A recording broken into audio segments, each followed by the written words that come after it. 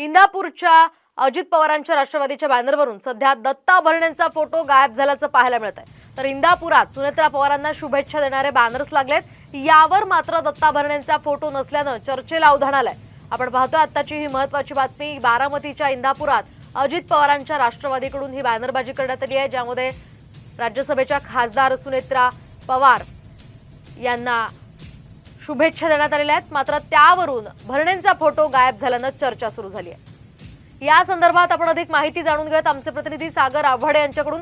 सागर, काय सांगाल, नेमका दत्ता भरणेंचा फोटो यामध्ये नसल्यामुळे चर्चा सुरू झाली आहे, काय अधिकचे अपडेट्स आहेत या संदर्भात?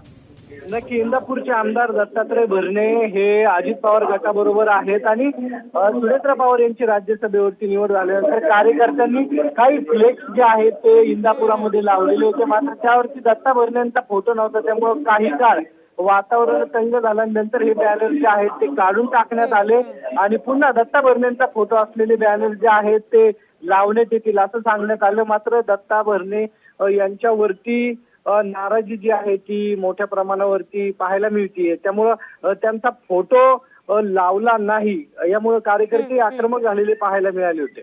अगदी नक्कीच सागर, धन्यवाद दिलेल्या या सविस्तर माहितीसाठी। आपण पाहतोय सुनेत्रा पवारांच्या बॅनरवर दत्ता भरणेंचा फोटो नसल्यामुळे हे बॅनर काढण्यात आलेलं आहे। यावर दत्ता भरणे काही बोलतात का तेही पाहणं अतिशय महत्त्वाचं असणार आहे। बारामतीच्या इंदापुरात अजित पवारांच्या राष्ट्रवादीकडून ही बॅनरबाजी करण्यात आलेली होती, ज्या ठिकाणी दत्ता भरणेंचा यामध्ये फोटो नव्हता आणि त्यामुळे काहीसा गोंधळ झाला कार्यकर्त्यांचा आणि त्यामुळे हे बॅनर काढावं लागलं।